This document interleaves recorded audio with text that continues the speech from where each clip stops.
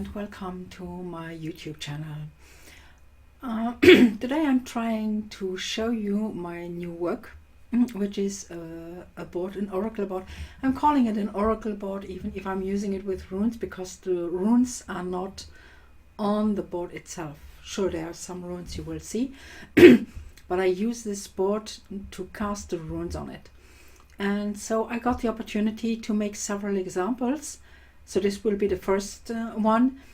I am going to switch cameras and show you the board, explain the board, and then make the rune casting. First of all, I am explaining that this example, it's a real one, so from a request, and it concerns a person who explains that the person has a writing block and wants to know what the person can do to move beyond that writing block. So one thing that has to be clarified, if that is not the important part of the subject, the runes may not immediately and directly answer that question, but will go beyond. So let's see what the runes have to say about this, and let me explain the board to you. So the board I made is about the 9 worlds of Yggdrasil, and there is a very simple way that you can find on the internet about how the worlds are positioned. So I just made a little bit of art out of it and made a tree, linked them with a tree in a way to burn it into wood. So the different realms, the different worlds are also linked to different parts inside of ourselves. So depending on where the runes will end up, it shows information about the position. So let me start with Asgard, which is the realm of the gods. There are two realms of gods. I will come back to the other one a little bit later. Asgard is our spiritual part, the part where we get godly insight or spiritual universal insight, however you want to explain and define it concerning your belief. So I am not going to press any belief on anybody here. Then you have Vanaheim, which has a lot to do with the gods that are closer to the earthly realm and our life, everyday life. So it has a lot to do with things that are created and that grow on the earth, for example. So it is closer to to our life here on earth than maybe Asgard. And then you have Lossalfheim, which has a lot to do with our mental part, our ideas, our thoughts. Whatever concerns doubts or things that we don't see clearly in our life or in maybe our future, you will find it in Niflheim or around Niflheim, which shows the things that are, foggy, as well in our thoughts, in our mind, as in life maybe. And then you have Midgard, which logically is our everyday life, the life concerning the physical life and also our physical body. Then we come to the parts that are more in the underground and also in our subconscious, where you have Jotunheim, which concerns the primal powers as well on earth, as well as in ourselves, the instinct reaction and primal energies also that we are linked to, and that sometimes we are not aware that we are not controlling them. Muspelheim concerns is a fire realm and concerns destruction, but also destruction in a way. Sometimes things have to be destroyed so that they make place and make material to create something new. And this idea of creation, you find it back in Svartalfheim, which concerns everything that has been created and also our own plans that are being changed into something real, from a mental plan out of Lossalfheim into the creation of it, and to bringing it forth into reality. And also that you find it in the lower part, in the back, in the underground part, also shows us a certain hint that if you're planifying something, it's not always a good idea to talk about it to other people, but to use that energy to create it instead of talking about it. And last but definitely not least, you have Helheim, which has a lot has a lot to do with departed ones, with death, but also with us healing from the past, because Hel is also very close to the words like hail and to heal, and which actually means that our shadow work is in there, and information about our mourning when we lost something or somebody dear to us. There are many animals that come up along with the tree of life, the tree of the worlds. So I took some aspects, maybe sometime I will change it and bring in more aspects along with it. For the moment being, I have the eagle, which is our upper self. So the idea is that we get a little bit the link between Asgard and the godly things and us, the messages that come through. So I kept it there. If a rune ends up there, I will consider it to be a message, an immediate message. You will find Nidhogg, which has a lot to do with the things, our nagging thoughts that keep nagging on the roots, and the way that Nidhogg keeps the world and the world tree from growing. Those thoughts and those doubts and those envies may keep us from growing.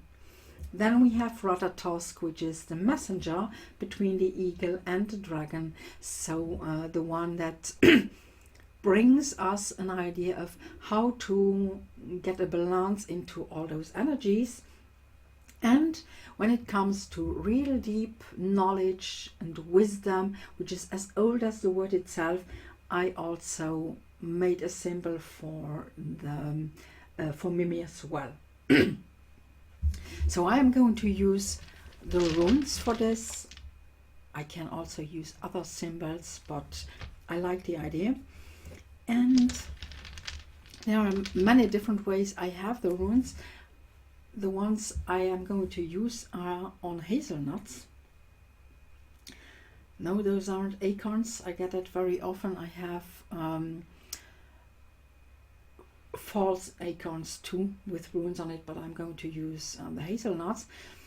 And I'm only going to use the ones that stay on the board, but I also am going to pay attention to, you see, I used the blank part to make the rune into it, to burn it into the hazelnut. And for example, if this one is lying face down, this may show us that there is an energy which hasn't been perceived yet and which hasn't been used yet. So this way, even the way they are positioned has a certain message that I'm going to bring into the reading. So I'm just going to concentrate on the question about the writing block, and I'm going to cast the runes and explain the reading.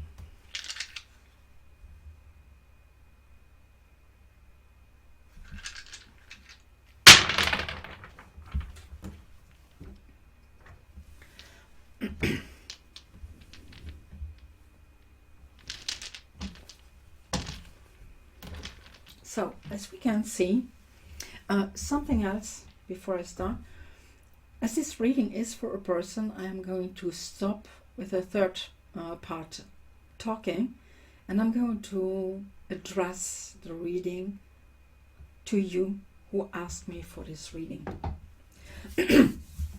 So there's several things that are very important in the way the runes landed.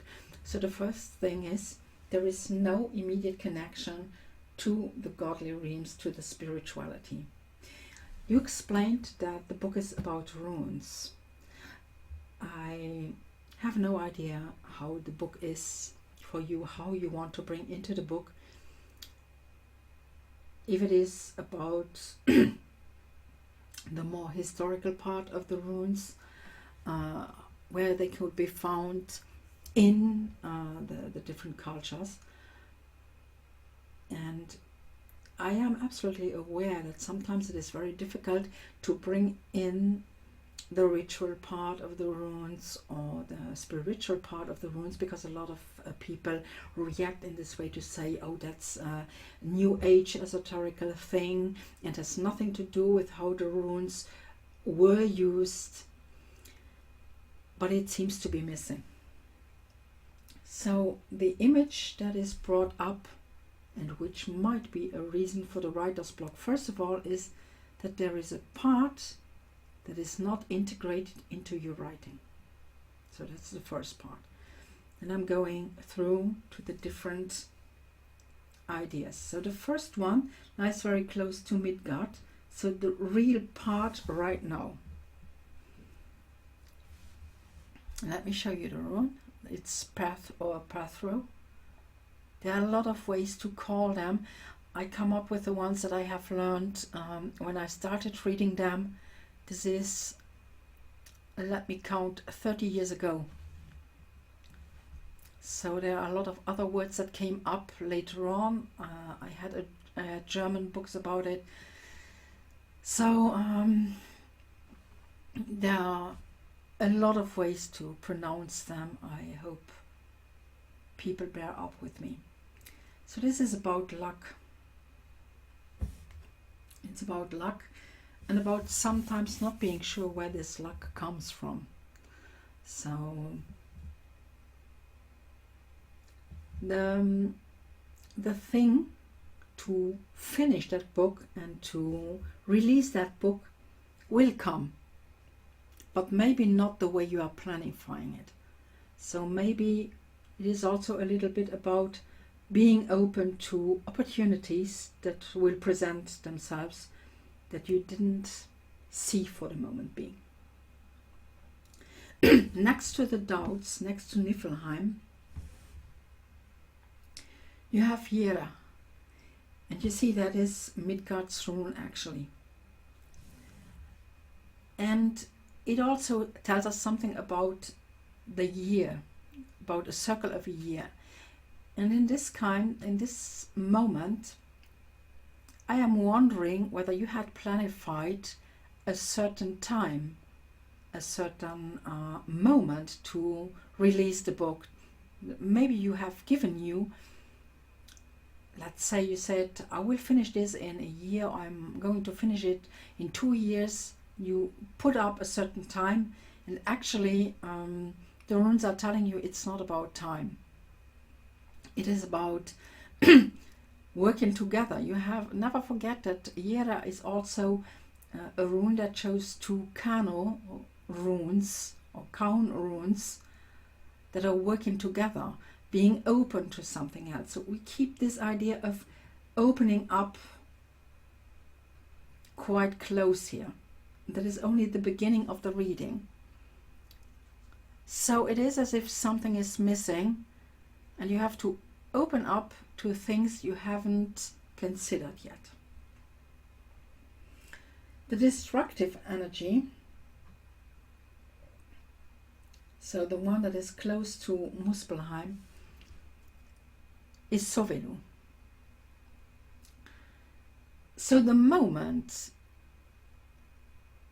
you let go of some of the plans, you will see what it is really about, and maybe there's something really important that is still missing, that has to shine through but it cannot shine through as long as you keep up the idea you have about the book. Reconsider the idea of the book. I get this message again and again. And here, so from the root of Jotunheim, from the core energies, the core structures, energies and powers, there are 3 runes lying there, and 2 are lying upside down facing the board. That's what I said when I said there are energies that have not yet been perceived and that have to be used for something. So we'll start with that ones first. And you have Anzus. Again, the messages. So you are getting messages, but either you don't know how to integrate them, or maybe you don't want to listen to them in a certain way. I am not yet clear about that, because logically we haven't spoken about this a lot. And then you have Feu, also lying upside down.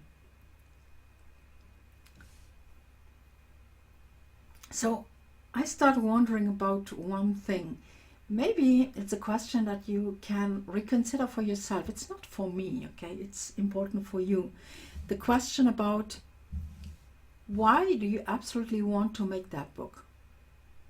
And don't get me wrong, there are a lot of books out there about runes, and I have the experience that I read a book and I think it's an amazing book, and then years later someone tells me, oh no, that book is not good, you don't have the right to read the book because the author is like this and like this, and he's not good, even if maybe the book itself was good. So maybe you should, there's so many books now that come out, and actually I have taken a look at several ones, and I have the feeling that it's only repeating itself.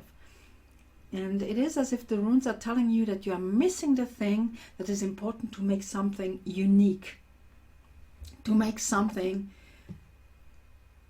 to pass another message, Anzus, and to make it something fruitful for you, and not something of mass production that is out there already. I don't know, someone else wrote it, but wrote exactly the same thing.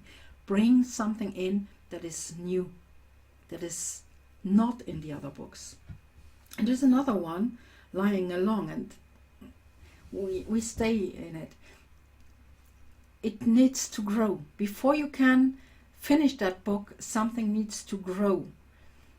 There is protection around, so don't worry, the book will finish. But first of all, you need to find your uniqueness to create this. And we have one rune again lying face down between Helheim, letting go, and creating, Svartalfheim. So, and this is Kano, opening up. Didn't I talk about Kano before in Yera? So what is it? What is your subconscious telling you here? What is it you need to open up to? I still have this feeling that something is missing. Something from the core, from the root, is missing in that book, in what you have been writing. And it goes on. The one that lies again close to it here, next to the core, to the root, core of the roots, is Urus.